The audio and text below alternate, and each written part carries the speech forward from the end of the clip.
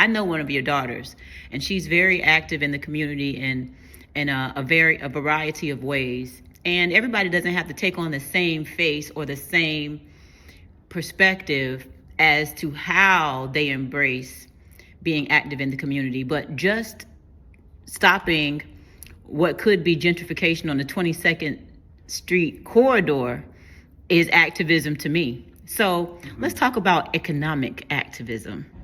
Fantastic. Well, let's just say this. One of the buildings, Mr. and Mrs. B, I call myself Mr. B, and my wife, we call her Mrs. B. One of the buildings we bought is on 15th Avenue and 22nd Street. It was a doctor's office, a medical clinic.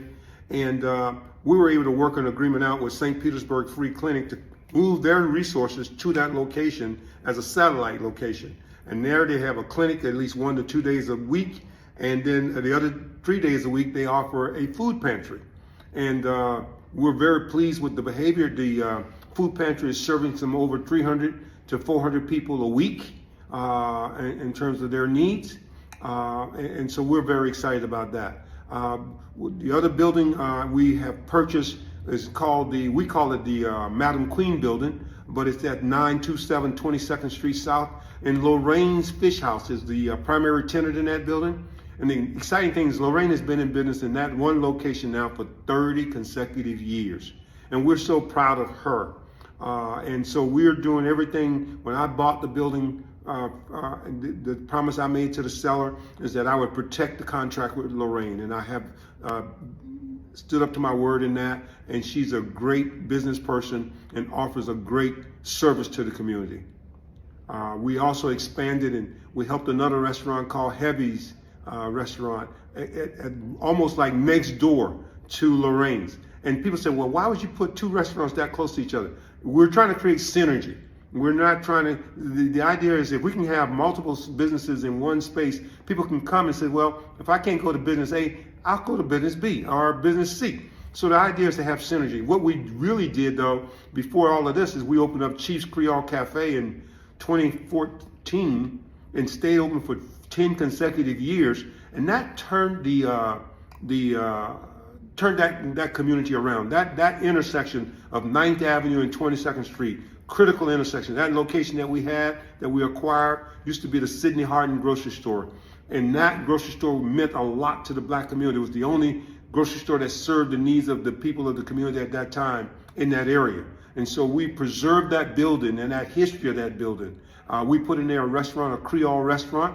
A lot of people here were not familiar with the food, gumbo and the jambalaya and things like that. But we have now created they know it now. And but I decided in 2024 that I had worked long enough. That restaurant work is very, very hard. And then we turned around, rented the building out to two other entrepreneurs, and one has a Jamaican restaurant called Sid's Jamaican Restaurant in there on one side, and we have the Catalyst, which is a bar on the other side. And so it's still, the buildings are still meeting the needs of the community. And that is excellent. And then if you go down the next corridor, you have synergy in that development that pretty much has health, beauty, and wellness. Yes. So 9th Avenue had we had a couple of buildings we were able to acquire. One was called the Bubba Newkirk building. The other one was called the Dr. Leggett building. These are the previous owners and the history that went with those owners. And so we were able to preserve those two buildings. And the Dr. Leggett building ended up being 4 units. And in each of those units is African-American female entrepreneurs in various hair treatment business. One, her name is Mimi. She works with elderly women about their hair. Jessica and Tiffany, they combine and they work with young girls. And then Marquetta is on the end, and she does micro locks. And so they're not in competition with each other. They're just operating from the same space, creating that synergy, as I talked about. So grandma could come and get her hair done and bring the granddaughter to get her hair done in the same location. That is marvelous. And we are so thankful to have you, because that's pretty much the cornerstone of our Black businesses.